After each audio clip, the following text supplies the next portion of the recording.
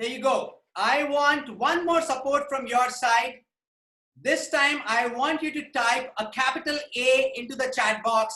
A for appreciation for Fatima, A for applaud. Just a capital A. Show your excitement to her, guys. She is live from Mumbai, right here for us at High School Moms, talking to all of you about the tough conversation you need to have with your children and you want to have with your children.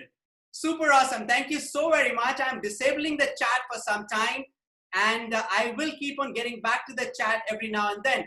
In case if you have any questions for Fatema Agarkar or me, you should definitely put it into the Q&A and not in the chat, because chat will be disabled from now. From time to time, I will keep on getting back to the chat. We have 192 Fatima now in the Zoom room. Across 4 Facebook groups and 1 Facebook page, we are already upward of 2,700. And I hope that by the time we start in next couple of minutes, it should be safely above 3,000. All right, so ladies and gentlemen, I have Miss Fatema Agarkar, the Fatema Agarkar, India's leading parenting voice. And what do I say about her? She's an MBA from UK with 18 years of outstanding record as an educationalist, managing trustee and director with several leading educational groups. She has been adjudged as Education World's top 50 young educators in 2014, awarded Best of Asia's Enterprising Educator in 2018, a pioneer of change. She is on several advisory boards, including EdTech India, All India Gaming Federation, Fatima, correct me if I'm wrong, School Wizard, Work Hard Foundation, Ray Foundation, and Igikai Global School, and others. A vice president of Early Childhood Association, a parenting expert, a mother of a growing teenager, and a spouse of an international cricket player. Oh my God. Fatima, before we jump into parenting, I really want to ask you one question for almost 3,500 listeners out there. Entrepreneur, fine. Educationalist, I'll still manage. Coach, mentor, mother of a teenager, which is already a full-time job, and wife of a celebrity. Okay? Which is in itself a big deal because it's not easy. So can you just tell me, how do you manage all of that? You know, so many hats all at the same time. How do you manage all of that? Thanks, Abhishek. I'm actually quite overwhelmed. And by the way, A also stands for Abhishek Gupta, my co-host for this afternoon. And I know between us, we'll battle every question that comes our way. So excited to be here. Abhishek, I'm just grateful.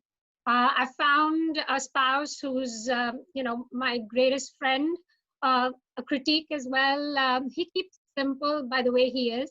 And honestly, my son, the love of my life, keeps me honest. And I'm grateful that I'm in the education space. I started off as a banker.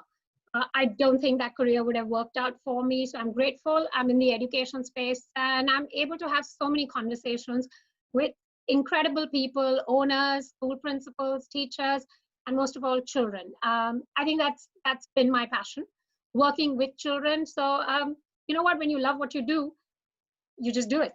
You just do it. When you love what you do, you just do it. And there is the first lesson which Fatima actually gave to all of you out there.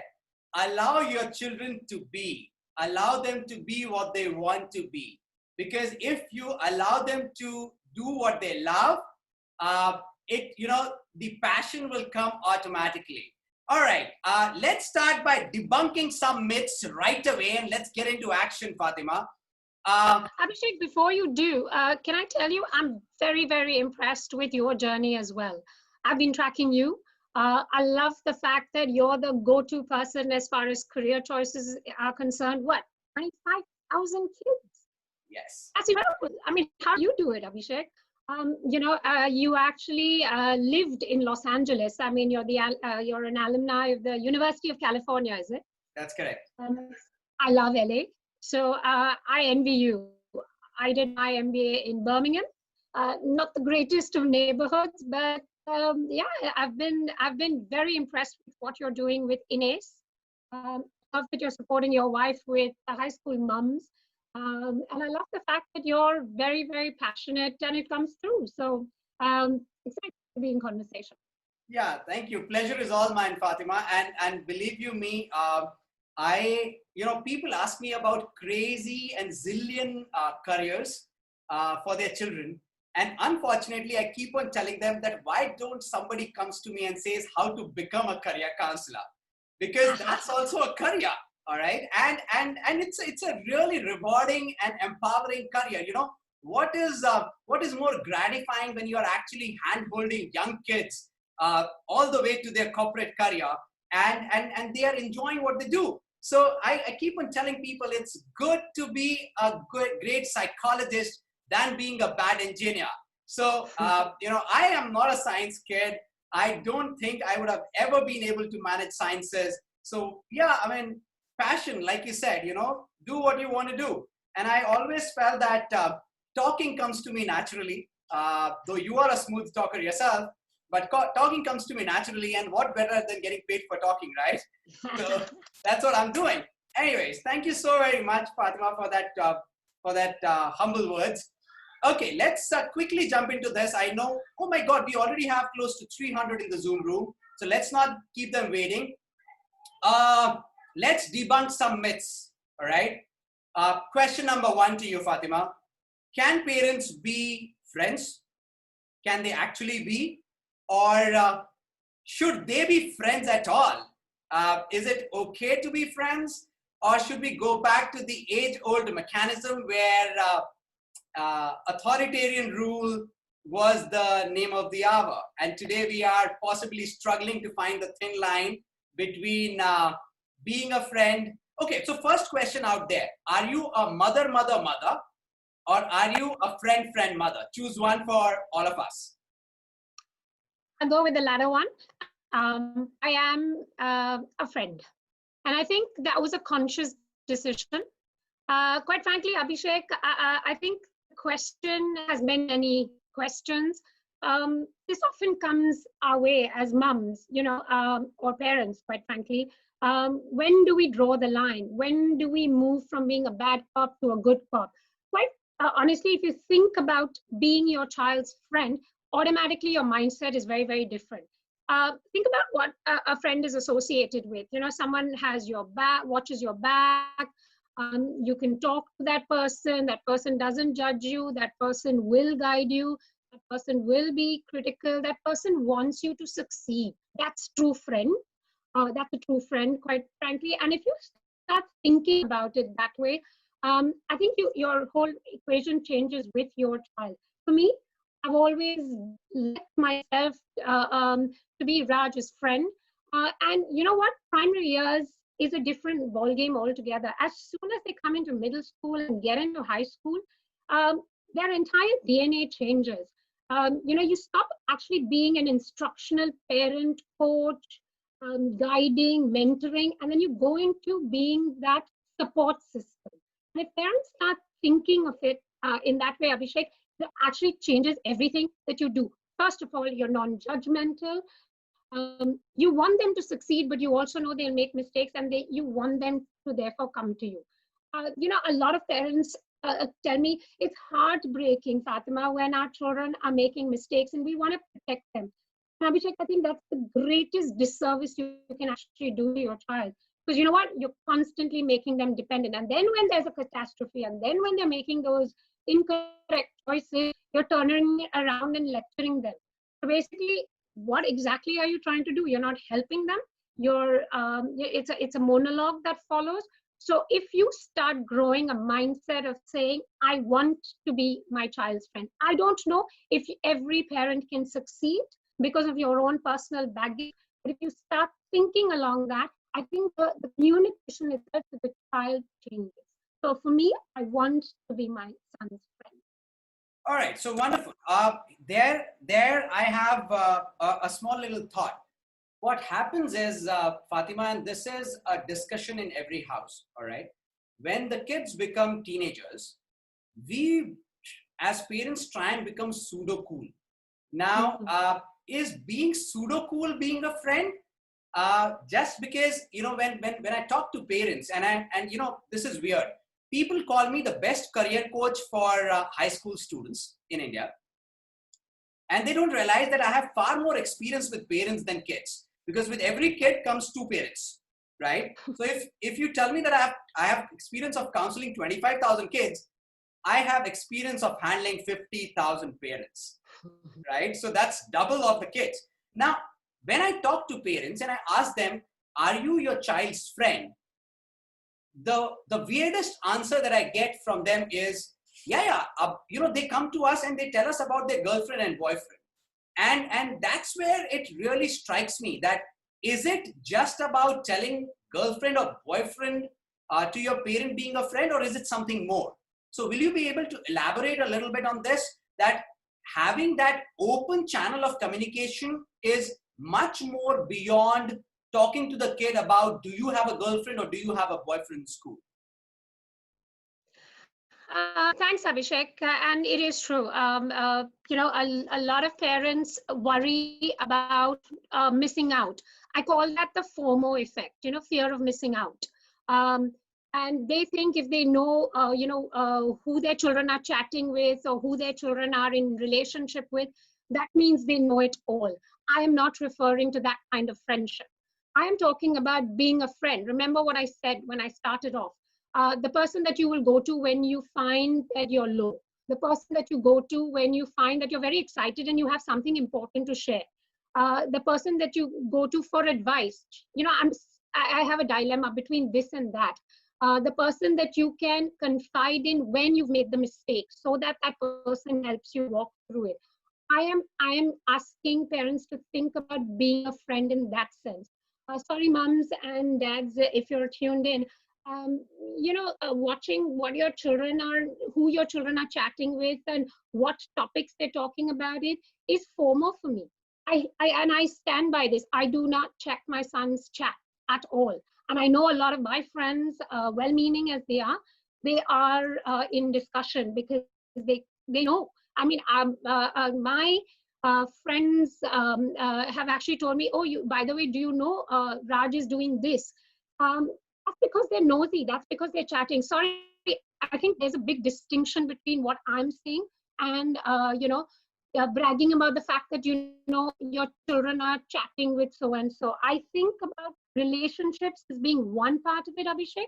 But for me, being a friend is about actually helping, not being pseudo cool. I don't think that's cool at all. You know what? We wouldn't have had the cases that have happened in Mumbai and Delhi. The locker room. I don't want to get into that. But quite frankly, if we had honest conversations and we actually knew what our children were doing, it wouldn't have led to, you know, what evolved. So being a friend is a very different proposition in my mind than what, some of the answers that you have. I hope I could, elaborate, and explain that. Wonderful. So here is the point to the audience out there, and just to check if the audience is listening to us, guys, the chat is active again, and I want you to type a big Y-A-Y, yay for Fatima. Give her that hooting sound. Why don't you just try and type Y-A-Y, make her feel that you are listening to her and she is not only reaching to your mind, but to your heart. Thank you so very much. That keeps our motivation live. Imagine we are also in the lockdown as you are, and possibly we are struggling with one more epidemic than that you are struggling with. You guys are struggling with COVID-19. We are struggling with two epidemics at the same time, COVID-19 and the other epidemic is called webinar epidemic. So all of us, I mean, you can't even imagine the number of webinars me and Fatima are actually doing day in and day out. But then this is the only time when all of you are free, all of you are available, and all of you should do a lot of learning. And parenting requires some learning, and there is nothing bad to accept that. So parenting does require some learning, and we have no other than Fatema Agarkar herself, the India's leading parenting voice, talking to you live. All right, Fatima, one more question. Now, the question is dependent on your previous answer. Being friends is good. Not snooping into your child's mobile may be difficult for some, maybe not. And I also relate to what you said that all of us should become friends with our children. Can we not is a question mark. And I do tell a lot of people who come to me, I'm a busy coach myself. And at times I have to say no to certain students, not because, I do not want to help them, just because I personally feel that I might be a great career counselor, but I might not be the right career counselor for everybody. And similarly, you might be a great friend to somebody, but you might not be a great friend to your own son or your own daughter. Now, quick question to you here is, there is this weird terminology that we keep on hearing when it comes to snooping around the parents, and that's called helicopter parenting.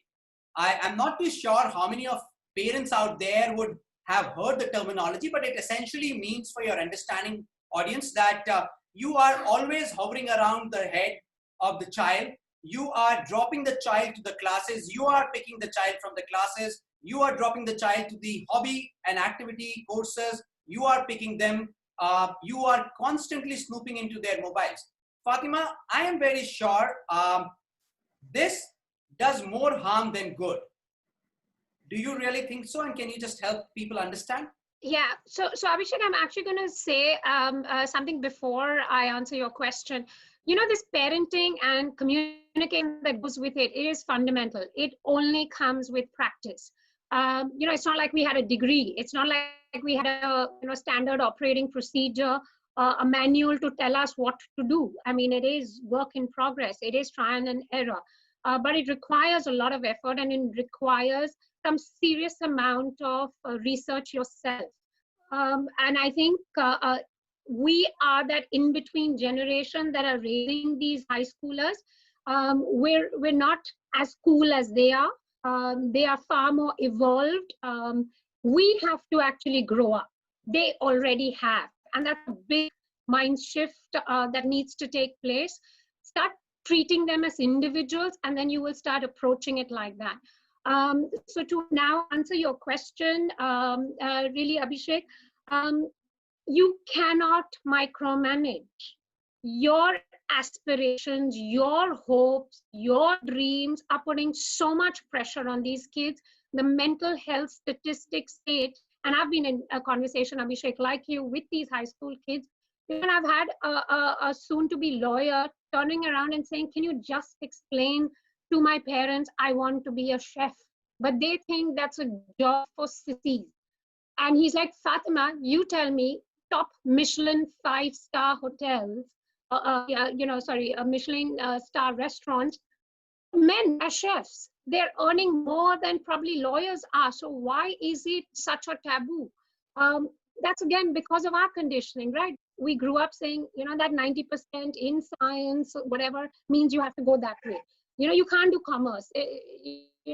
And for those, in between kind of people, idhar ka na udhar ka, to kar lo commerce, Unfortunately, our limited understanding of the future, Abhishek, which is why you're such a go-to person as far as careers are concerned, and I think parents need to recognize that by, Abhishek, it's so I was distressed yesterday when a parent said, my child does ballet classes online, my child is doing IQ classes, my child is on a readathon, my child is doing coding, my child is also on some mini MasterChef class. So I said, when does your child breathe? I mean, we packed the day up. She said, no, that's the only way to keep her stimulated. I said, so by the time the child hits grade 4, there's a burnout. Your child may not want to live. So this kind of micromanaging, and Abhishek, sorry to say, but we're super FOMO. We check on Insta, we check on Facebook, we check on LinkedIn. What are other kids doing? My kid has to do it. Whether the kid can or cannot do. I'm a classic example. Everybody who meets me asks, so is Raj going to be a cricketer? And I turn around and say, no, he's going to be a businessman. No, it's just a natural thing, right? It must be genetic. He might like sport, but he doesn't have to be a cricketer. And it's Absolutely. so, and I think this comparison, and they say, no, but we've watched him play, he's very talented. I said, sure, but he wants to use it as recreation. I'm not in competition with, another mom or another child. And I think that's the mindset we need to definitely recognize. Let our children be, because what you're doing is you're adding to the mental stress. Abhishek, you know it more than anything else. The depression statistics are just overwhelming. I have a lot of middle schoolers in Mumbai who don't want to go to school because there's way too much pressure, and the pressure is not because of the school. The pressure is because of what the parents expect the children to do. And if your child gets 50 on 50, 50 on 100, is that life threatening? But it does become like that because, in those discussions, whatever your Zoom chats or house party chats, you have to say, my son got this. I keep saying my son's an ordinary kid, and I love and I celebrate that ordinary ability. You know what? That helicopter parenting, snowball parenting doesn't work. It's not helped anybody. So if you're indulging in it, I think take a step back and say, hey, listen, I'm going to celebrate my kid for what he is now. And I'm a mom who's done it. I have worked with parents who have actually followed the advice. And I know she might be tuned in. She's in America. Her two kids are brilliant, Abhishek. They're just outstanding in terms of IQ and probably, ace any Mensa exam. The kid actually didn't do well in one of the tests. So he couldn't take that super advanced level as what the mom thought. The mom's gone through depression. She's saying, how will my child cope? And I was like, finally, the child will understand it's okay to be normal. It's okay not to always have 5 levels above. And that pressure on the kid is finally eased off. So I think we are well meaning, but I think we need to take a step back and learn to be a friend, which is Absolutely wonderful. I mean, so well said, Fatima. Here, all the parents who are listening to us right now, I keep on telling to people that it's okay not to be into sciences. It's okay not to have a great mathematical aptitude. We need to start celebrating for what our kids are instead of wanting them to be somebody which they are not.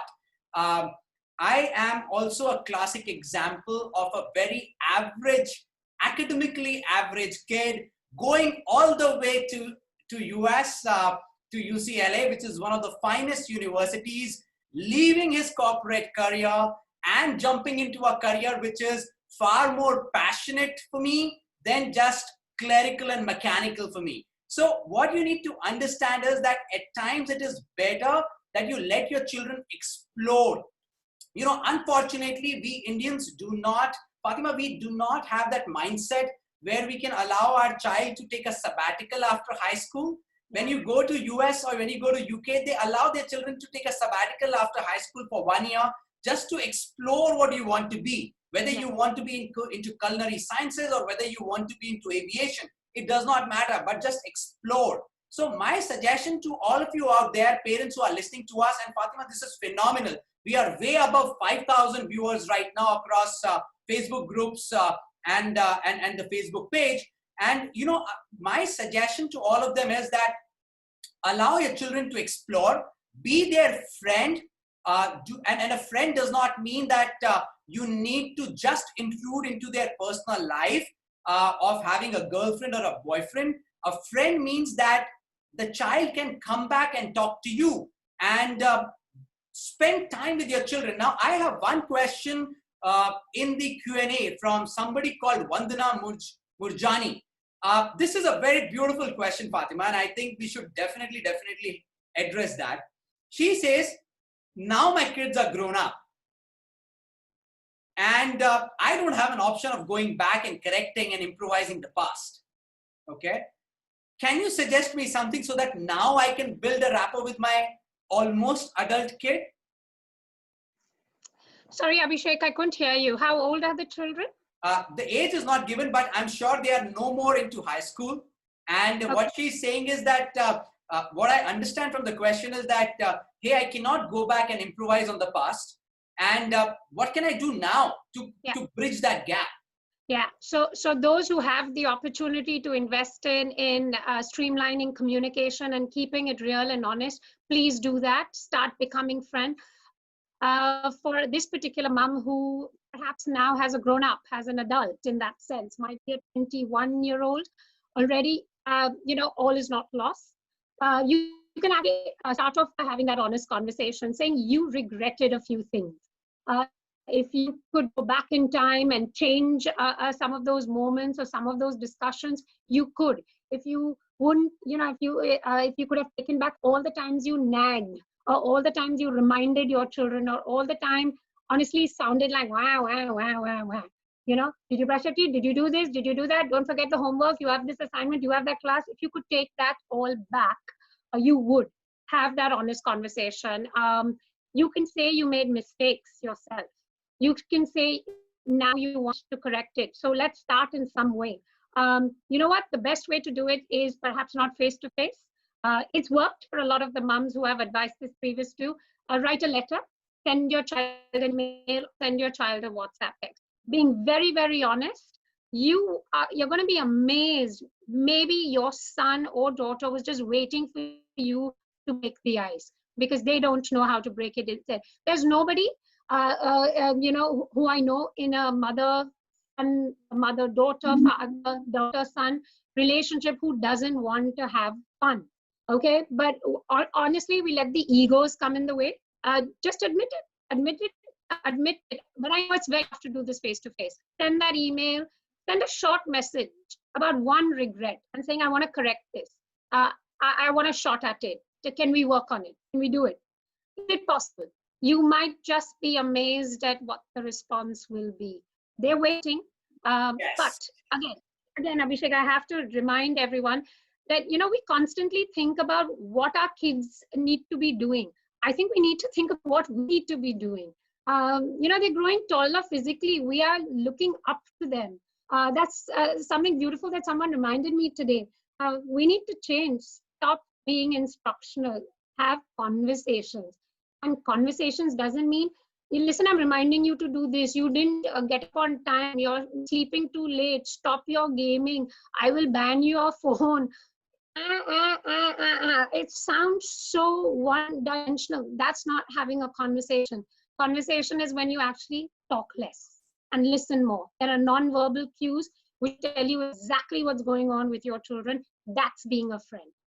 And watching their back for them.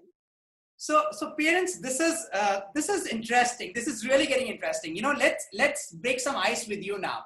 You know what? I have a son. Fatima has a son. Fatima's son is possibly a couple of years elder to my son. Both of them are into gaming. I am very sure I can tell you about my son. He has an Xbox, a PlayStation, a Nintendo Switch, and a Nintendo handheld. And I have never complained to my child that why are you overspending time, because he doesn't. He is so sensible himself, and that sensibility has not come to him naturally. It has been built by us over a period of time. But we have never said no to him. He himself took a cognizant call that he does not need to do gaming for more than an hour a week or 20 minutes a week. He decides his own schedule. So I don't understand when some of the parents come to us, Fatima, and they come to me and they say, should I just snatch the gaming device or a console and put it into the Almira? And I'm like, what purpose will it solve? It will just make the child go against you. It is not going to solve any purpose. You need to understand, if your child is on Instagram, he or she is not wrong. Please see out there that all of his friends are on Instagram, and he has a right to be connected. Just that, yes, we need to make our children more cyber aware. We need to make them more aware of the fact what are do's and don'ts. But then you have to tell them about the do's also and don'ts also. It's very interesting, Fatima. Me and my son, and this is a couple of years back, I picked him up from the school and I heard him swearing, right? I heard him swearing and I was kind of taken aback that we don't swear at home. Where did this come from? So throughout the way when I was driving, I asked him that let's play a swear game. And we actually started that how many bad words he knows and how many bad words I know. And when we were doing it, I realized that he knows quite a few. And then he actually ended up telling me, Dad, I know all of them, but I promise you I will not use them. Now, I felt so proud of my son because it is okay to know what is bad. It is absolutely okay to know what is bad. Otherwise, how will you differentiate between the good and the bad? And that's what the parents need to understand. All right. So another important question which is there in one of the Q&A, Fatima, and I think you're the best person to answer this in this country. I have been into the education industry for over a decade and a half, Fatima. I have never seen a more passionate person when it comes to parenting. I have never seen a more multitasker than you are. So this is a question that you definitely need to answer, and it's from Mahir Sheikh. The question is, I am very insecure with my 12-year-old son. I am insecure when he goes out to play. I am insecure when he is on the phone. What should I do? So do you have any answer for this kind of a problem? So I think the parents going to have to reflect on where is this insecurity coming from. Has there been a pattern previously? Has the child made several wrong choices, made mistakes? Has there been trouble in the past? You need to identify a pattern, because the insecurity is coming and it cannot be simply out of your fear. It must be basis of some sort of science that's happened, some sort of act that's taken place. And if you see a pattern, I mean, is it fundamentally, your child is lured into, friendships or groups that are perhaps misleading him, and if you start recognizing where that's coming from, actually mean that you'll have to have what I call an honest talk. You're going to have to call the elephant in the room, like you did, Abhishek, a short while ago. You're going to have to tell your child that you're nervous. You're going to have to tell your child that you're anxious because of 1, 2, 3, 4, 5 reasons. For you to get out of that, and for you to also give him the space, and there has to be a level of trust. You're going to have to start at some point. You cannot put a protective shield around your child all the time, nor can you be your child's, chaperone. So you're going to have to actually have that honest talk and tell him where your anxiety is coming from and those of the choices, and say, okay, where can we correct and what can we correct? Are you comfortable telling me if I don't check your phone, who you're talking to? Are you comfortable telling me what your friends talk about? Can I invite your friends home and I have lunch with them and generally chat with them? Build his trust, but also let him know that you're worried and anxious. I don't know why we hide it. I don't know why as parents we want to be these superhuman beings. We've got to admit some things we don't know and going to have call it. We're not supposed to have all the solutions, Abhishek. I think that's a fundamental problem, that parents assume that because we're adults, we're supposed to have all the answers. We don't. And this is a baggage that we carry forward because our parents were like that. I think the images that we have in our head need to be debunked. You are not a superhero. You have to tell your son. So, about the screen time bit, Abhishek, and I'm going to answer that as well. Like you, I am that mom who does not give the rules. And I know a lot of the other moms, I can hear them scream at their children saying, get off, get off. Raj has been conscious. Of course, he breaks rules. You mean to say that when he shuts his light at 10 o'clock in the night, he's going to sleep? No, he's not. But it's a holiday. I'm going to give it to him because I remember being a teenager as well. I don't know why we can't remember our days. We have also broken rules. We love to do it. There's a joy. Like you said, bad words. I remember my son saying, which idiot created them? And someone created them for them to be used, right? So, so you laugh about it, but like you rightly pointed out, I said, yeah, it's not, people who swear are not cool. They're just showing how secure they are and how low, what a low self-esteem they have because they don't have actual words to use. So they use swear words. So that's when we turned it around about, this obsession with using bad words. But like that, if you can share your insecurities with your kid, if you can talk to your kid, you know what? they might just open up and you might be able to resolve it. It will not go away. If you're a fundamentally fear person, unless you change, your anxiety won't go. You might have to counsel yourself before you can even get into it. So first figure out what the problem is, and then, I'm pretty confident this should work. Right, right. All right, guys, your chat is again enabled, and I want you guys to write, carry on. So you have to write carry on, because I know Fatema Agarkar is a very, very busy soul. And she told me that, Abhishek, we can only do it for 45 minutes. I want to hold her back for another 20. So what you need to do is just put some pressure on her. She's an amazing friend to me, so I can always put a text to her on her mobile and say that, hey, please hold on.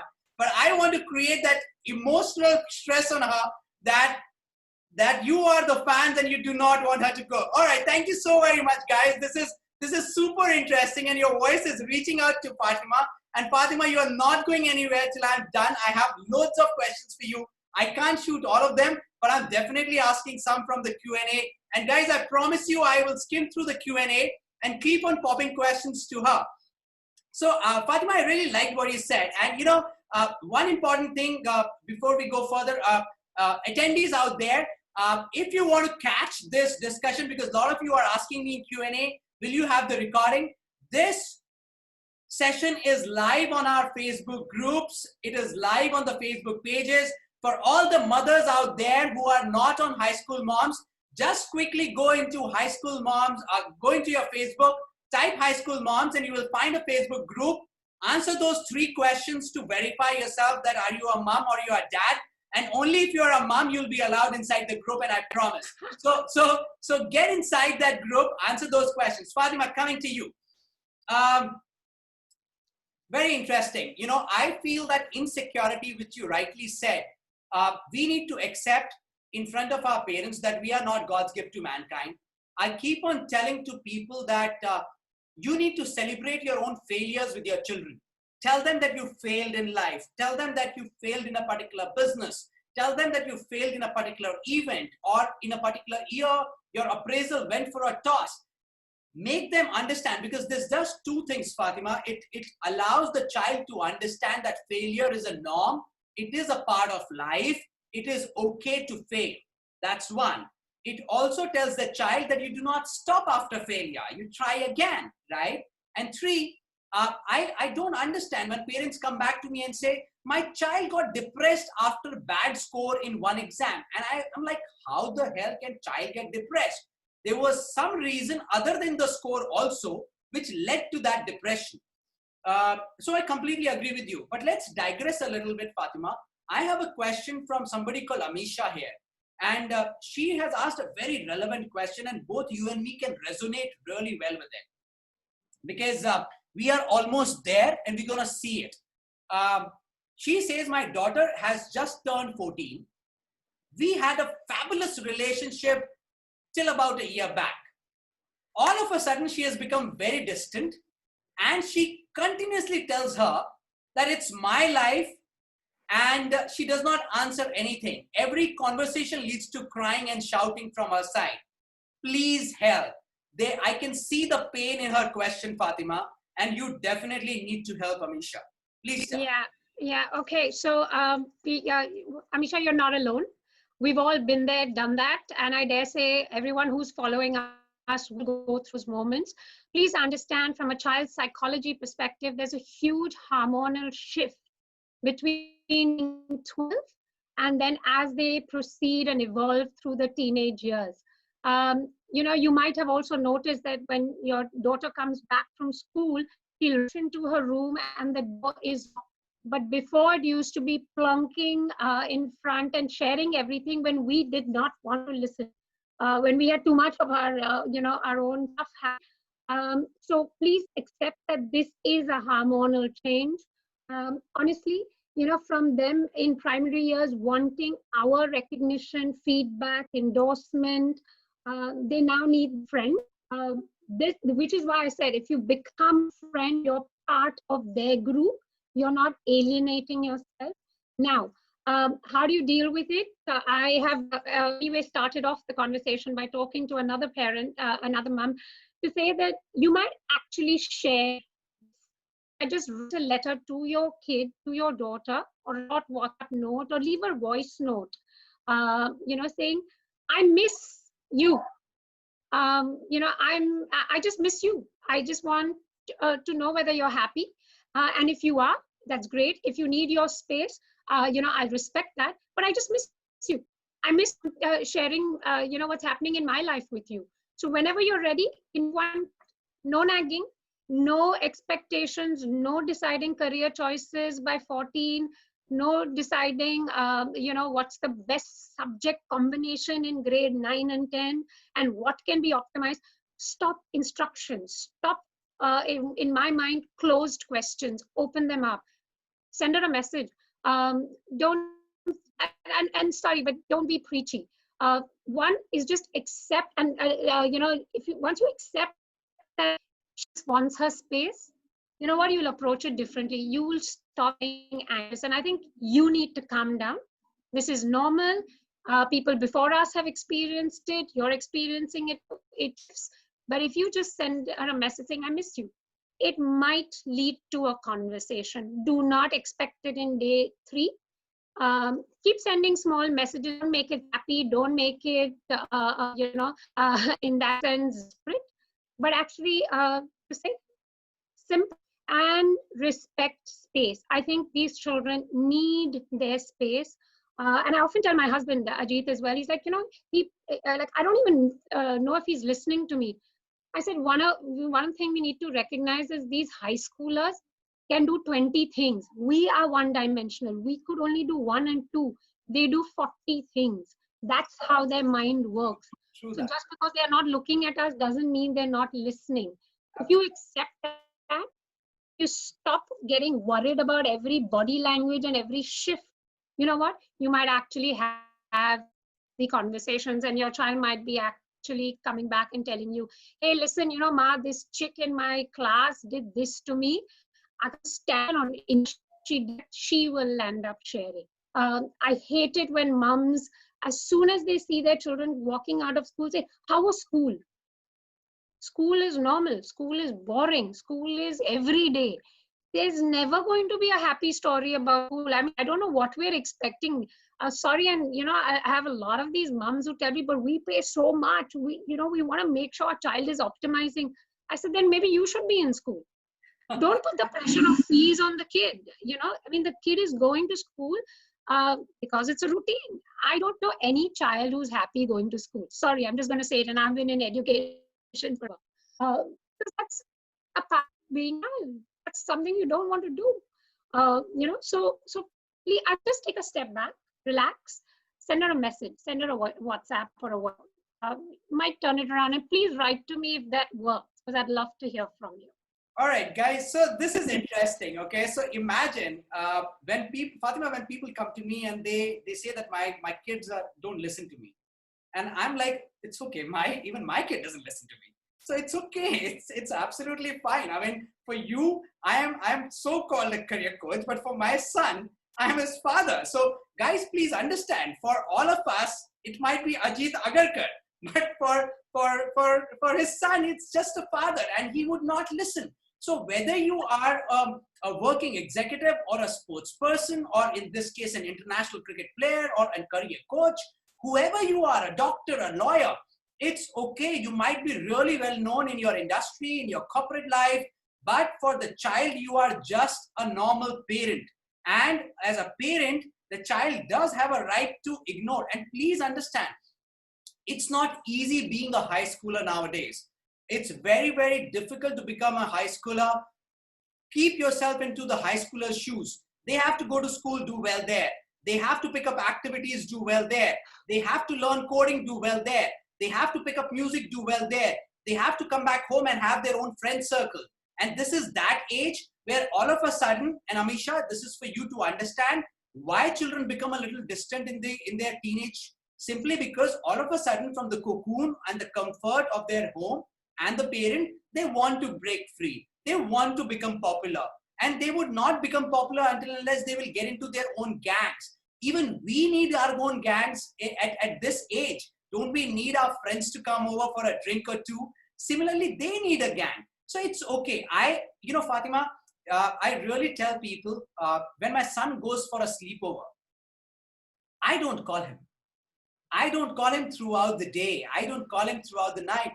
I mean, what is there to call? I mean, it's gone. He's gone for a sleepover to his friend's house. So there are parents out there who will be far more responsible for my kid now than their own kid, because my kid is with them. So why should I worry, right? And the beauty that happens is when night happens, my son automatically calls us and says, Pa, Ma, we are missing you. We are having a blast, but I'm missing you. Here is a huggy on the phone. Here is a kissy on the phone. And I love you and I'll see you tomorrow. And that's so welcome, because we gave our kids the space they needed throughout the day. So parents out there, please do give some space to your kids. All right, Fatima. So Abhishek, yeah. Abhishek, I just want to add also, when you talk about giving children the space, I think it's also our FOMO, right? You know how so-and-so's son and daughter come at everything, only mine doesn't. But everyone thinks that only their child is not sharing, and everyone's still complaining about the other people sharing. So I think we need to recognize that we need to stop comparing. Our kid is what our kid is, and that's okay. This comparison between the children is actually what gets to the pressure point and the anxiety, and that further delays the communication process, which should be seamless. Right. So tell me one thing, Fatima. This is unprecedented what's going on right now, right? And a lot of people are actually struggling through this time also in terms of parenting. And I want parents to understand that it's not easy for the children as well. Rather, I was having a candid conversation with my son the other day, and he tells me that, Dad, teachers are so better than mothers. And I was like, all right. I mean, that's something new. I mean, today you are missing your teachers. And then I realized, and I stepped back and I thought that, hey, I mean, possibly it's right, because my kid was far more free at school. Even with the rules and regulation of the school, he was far more liberated than he or she is at home, right? So it's not easy for these kids who could not go out for their summer vacations, who could not go out in the street and play. Not that gully cricket is also not possible. No outdoors is possible right now. In this scheme of things where your and my kids are practically online throughout the day, what can we do to make it easy for them? Can we do something to make it easy for them, or we should let them be? Abhishek, I think we're going to have to be more of a support system for them when they want us to be. I always say, what's your best alternative? So at this point, you're going to have some conversations. I mean, I know a lot of the moms tell me, finally, we're all eating together as a family. So there are these other moms who feel that, my son is not eating with me, or my daughter doesn't want to sit on the dining table with me. So I'm going to say, I think we're going to have to treat each day as it comes and each family as it comes. It's going to be a test of everyone's patience. Therefore, this is the adult in you that will be more responsible. You're going to have to swallow that ego. You're going to have to put up with certain tantrums. Certain non-negotiables are when it becomes disrespect, when it's pure, back answering for no reason. But I think we're going to have to, we're going to have to take that load on ourselves to be the more patient, responsive ones. But we're going to have to spell it out. So maybe allow for, an uncomfortable conversation to happen and leave it, but call it out 2-3 days later. You're going to have to correct it. There is no choice. You are still under lockdown, and the next 18 to 36 months may see us confined in our homes longer than we have imagined. You're going to have to be that support system for your children. you're also going to actually find your own support system. So this is what I've advised a few moms. Why don't you also create buddy groups? When you know that this conversation with my son is really hitting a rock bottom, why don't you find another mom who can talk, who will be less threatening, and do it in a way that your son or daughter might receive it. So I'm saying find your buddies. There are enough moms who are able to. I know I have become that buddy to a lot of kids. I have moms calling me saying, I can't, I'm going to kill him. I said, okay, calm down. That's your child. Let me talk. Can I, yeah, can I have a quick chat? I was like, buddy, listen, what's going on? Fatima auntie, mom just goes on and on and on and on. And it's true. When he walks me through what the mom has said, even I think the mom was going on and on. So I was like, buddy, but she's coming from a good place, right? She has your best interest. Okay, so what do you think I should do? So I've snuck in exactly what she wanted to do but was incapable of, and that's okay. So find the family member, find the friend. I think children respond better to non-family members because family means preaching in their mind. Also, there are online counselors. There are Abhishek's very busy, but might be available to give you that advice today. A lot of us are able to provide that support group. There are lots of groups out there. I know High School Mom is doing a lot of work for that reason. So put this out there as as your moment to vent out. And honestly, you might not worry about what you were actually worried about because you just vented it out. You need that outlet as well. I think that you need to recognize. But you're going to have to take the bulk of the load in this relationship in the next 18 to 36 months. Guys, my advice is talk less, observe more. Don't try to have these super conversations with your kid. Have them when they're important and necessary. Don't get into a battle. Why you didn't get up at 10 o'clock in the morning because you were gaming till 2 o'clock. You know it. So why are you calling it out that way? You might want to just send him a message saying, buddy, giving you the last shot, you wanna rethink about what you're doing. That's it. Don't lecture. That is not working, and shouting does not work. That is one communication barrier that further distances, and the social distancing is as it is a challenge. This might be a permanent distancing. True that.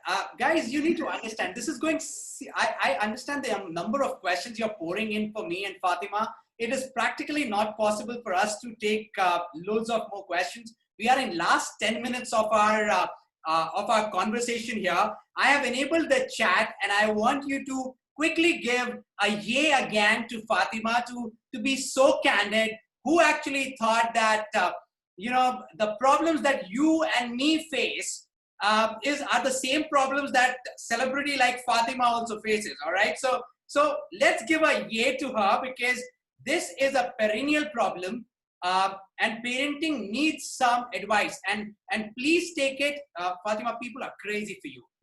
Believe you me, they have never given me this kind of a response and I keep on talking to them, all right? So I hate you guys out there for only loving Fatima and not loving me because I also come very often and talk to you guys. But awesome, thank you. I'm disabling the chat for now. We have another 5-7 minutes to go and let's quickly take some more questions to Fatima. Fatima, a very important question is right now in front of me. What if the two parents are on the opposite ends? And this question goes to Priyanka Bajaj. Priyanka is saying, hi Fatima and Abhishek. Me and my husband both are different in terms of parenting approaches. I agree to the facts that you and Fatima are saying in this webinar, but he has absolutely different opinions. How do I deal with such differences where both of us have different opinion on parenting? Whoever the lady is, I have to say again, you're not alone. Take it from me. In this house, I'm the educator. I have a completely different view. I'm the more liberal one, by the way. Ajit's more the disciplinarian. We're completely different. Our approach, our solutions to every problem is different. So you're not alone. And thank God for that, that we have two different approaches as well. So I take it in that way. Right. There are two ways of doing it in our house in terms of a parenting approach. There are certain non-negotiables. So what are you battling with? Are you going to argue with your husband because he wants the son to get up at 6 o'clock? And I keep saying son, guys, because I've got a boy at home. So you want your daughter to wake up at that particular time. What are you battling about? So in my mind, if you can list down, okay, and do this sensibly, list down, what you think is important and what you think are giveaways. I work with a management rule, 80-20. And if 80% you are able to put down things where you agree on, and these are important things, 20% let go. You know what, your child also needs to understand that the world is not black and white. There's a lot of gray in between. If it's so perfect as parenting styles, maybe the child is only always exposed to one kind. So first of all, let that be. Put it down. Now, what is a non-negotiable for you? Is it about discipline? Is it about screen time? Is it about play dates? Is it about travels? Is it about sleepovers? What are your problem areas? What is the difference between what you're saying and what he's saying? List it down, and you know what, you're going to actually have to speak to your husband about it. Let him know what your thoughts are, what is your rationale for those thoughts, and what his thoughts are. And like I said, approach a buddy, get his friend who agrees with you to probably have a word in. You don't have to do it on your own. And I've done that with Ajit as well. And this is a very, very honest conversation. I've told him, I just think you are treating this as a traditional parent. And he said, you know what, Fatima, that's my style. So you're welcome to do it your way. I'm welcome to do it my way. We're not harming the child in any way. So if I've taken a different path, allow me to, because I'm also the parent. Often moms tend to think that we have it perfect. They don't know. But I've also learned, taking a step back, that, Ajit actually makes some very valid points, which I didn't think of. Honestly, disagreements between what your husband is saying and what you're thinking cannot be brought in front of the child, because then this middle schooler will become the super manipulator. Right. Then they know how to play you both and get their way out. So guys, you're going to have these private conversations. But like I said, what's your negotiable and what's the non-negotiable? Everything can't be your way. So give in. As long as it's not harmful, let your husband take a lead in some things. If it's fundamentally an issue, please speak to a counselor. I think it's very, very important that you consult a psychiatrist or a counselor, or someone who can perhaps break this ice between you all. I don't know the exact nature of your problem. I'm giving you a very macro view, but I think some of these ideas will work. So here I would like to add a little bit to all the parents who are listening. See, even me and my wife have two different styles of parenting, and I think that it's kind of good, because that allows the child to approach one of us in any and every situation. And it is very important. Also, when people like us, me, Fatima, or any other coach, you need to understand, we are ready to go to a coach for one math subject tuition. Yeah. We are ready to go to a coach for one stupid IMO or IEO. Pardon me, I really find them stupid. What are we trying to judge our kids on in millions of students? But okay, with all due respect, allow your kids to do it. And we do not go to a coach for parenting, which is life dependent. It is, the right parenting and wrong parenting can have unimaginable difference in your child's career, child's success, child's happiness. Happiness is a skill. You can teach your child how to be happy. Believe you me, it's a skill that you can imbibe. It is not about money or resources or fame. It is about a state of mind. Now, last couple of questions, and Fatima, then you're free from my side. I understand I've taken a lot of your time. Richa Dodi is asking me, after this, so this is the question, and after this, I want you to give your 5 tips to all the audience who is listening to you right now. The 5 mantras, 5 strategies which you want to share at large. So Richard Dodi is asking that my daughter is too silent. She just doesn't open up. Uh, I don't realize what is important to her, what is not, because she's not sharing anything. What should I do about it? Mm. Okay, so I'll need to go deeper into this, but I'm assuming your child is naturally someone who's private, is not an extrovert, and I think one, you're going to have to make peace with the personality of your child. If you see my son, he's distinctly different from me. I love to talk. I love to mingle with people. He's inherently a shy individual. He's very private, and he doesn't understand why his mother has to talk to so many people all the time. And but I made peace with the fact that he's himself. So one, um, celebrate the fact that your daughter has her thoughts. Why do you want to exactly know her thoughts? I mean, what really is driving this? Because as long as she's happy, as long as she's on task with her schoolwork, as long as she has friends, as long as there are no severe withdrawal symptoms, which can be checked out. I mean, it's not like she's locking her door and sitting in all the time. Private people are private because they like their own space. Uh, to break the ice, you might want to start talking about yourself. And even though she's not contributing to the conversation, perhaps you can narrate an incident about yourself, about something that happened. Perhaps invent a problem. Silent people contributing when it's not a question that you're asking; it's advice you're asking. So maybe come up with a problem and say, "What do you think? How should I solve this?" Start breaking that ice in a way to say, I need your help. uh, Let that person, let your child also feel that, right, there's no pressure. I'm not being asked a question and I won't be judged basis of the answer. So give her that confidence and let her be. And you know what, inherent Ajit's extremely private as a person. And I talk a dime a dozen. But I think that's the harmony. You don't, I mean, everyone doesn't have to be chatty and everyone doesn't have to open up and do it. But in a way to make sure that she is safe. I'm only concerned about the fact that she's not having, deep thoughts that are inappropriate. As that is, if that is your goal of knowing what's in her head, then start off by coming up with a problem and asking her to help you out.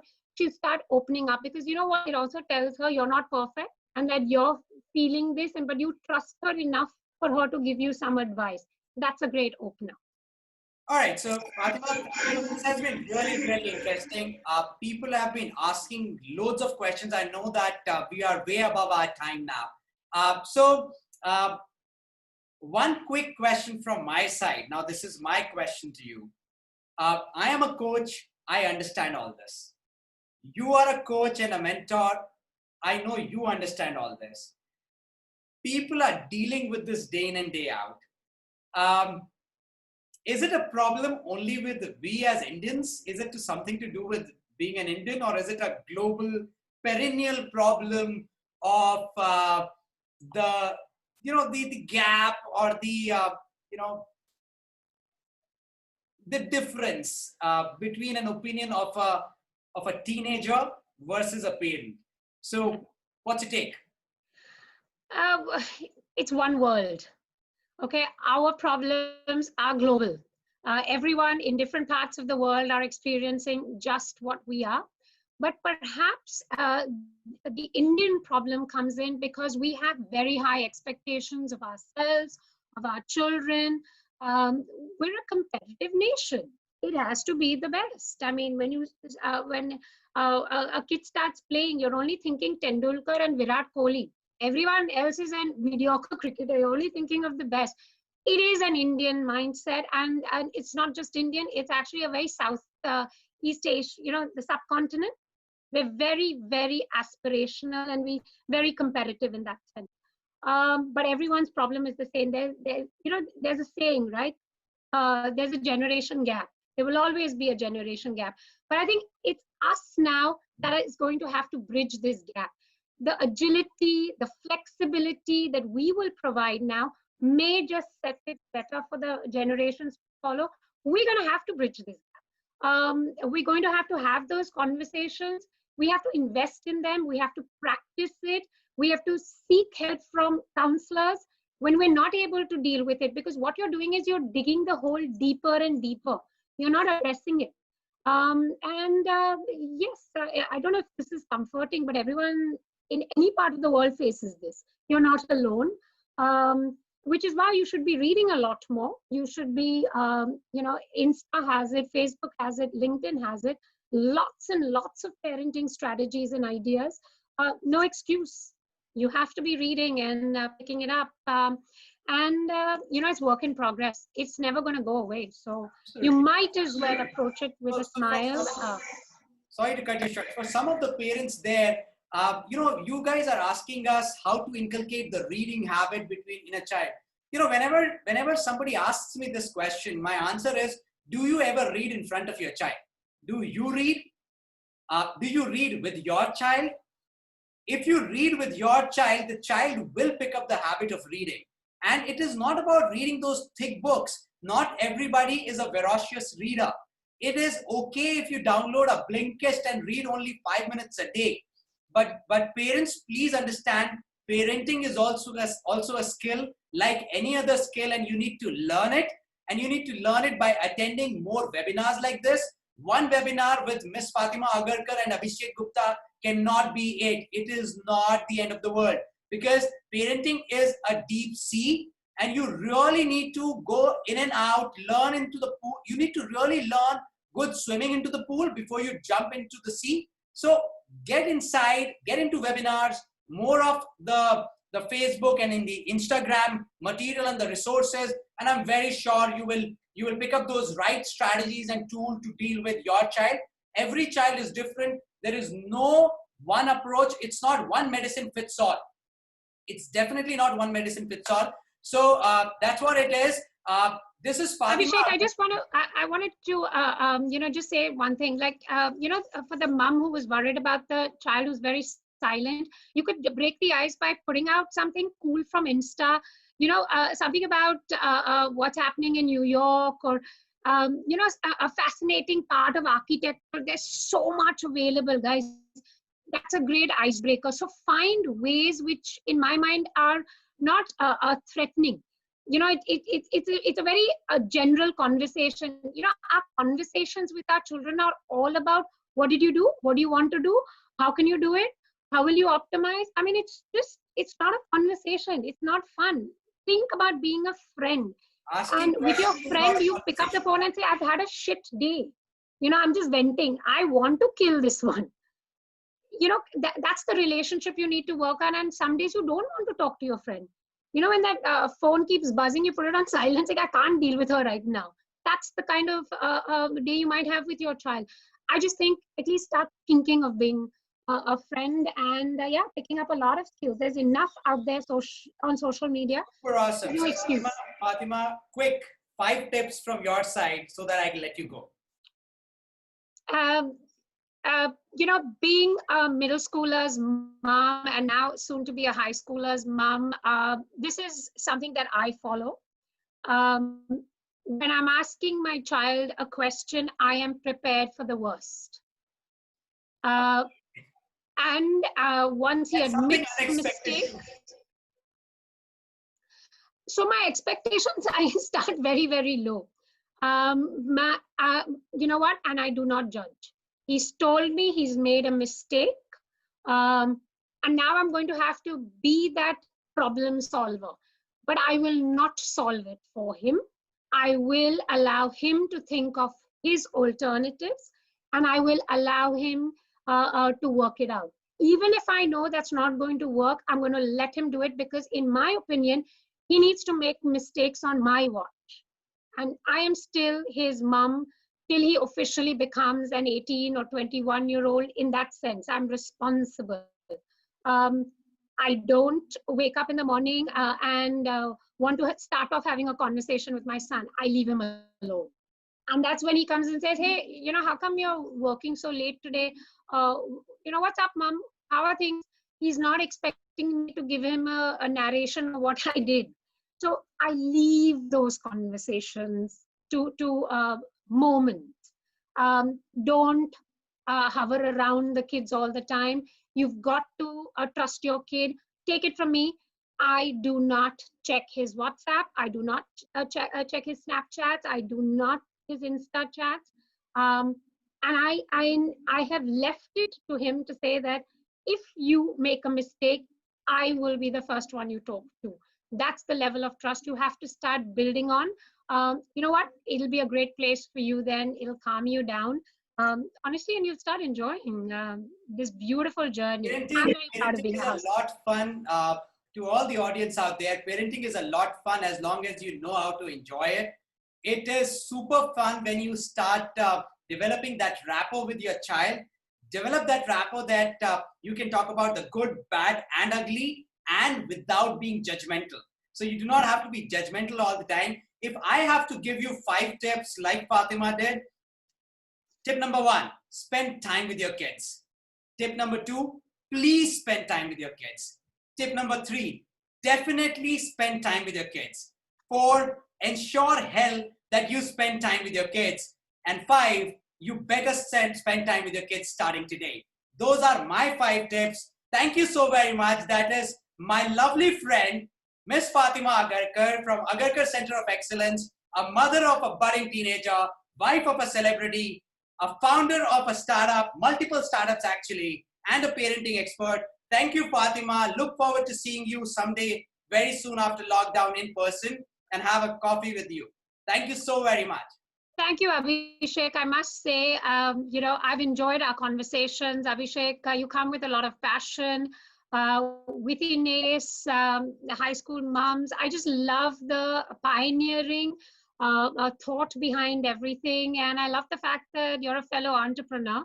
And I also love the fact that you love to talk. So, Abhishek, looking forward to many more. Looking forward, Fatima. All right, guys, thank you so very much. This is Fatima Agarkar and Abhishek Gupta signing off for now. Look forward to see you guys soon. Do log into High School Moms on Facebook and apply for your group membership.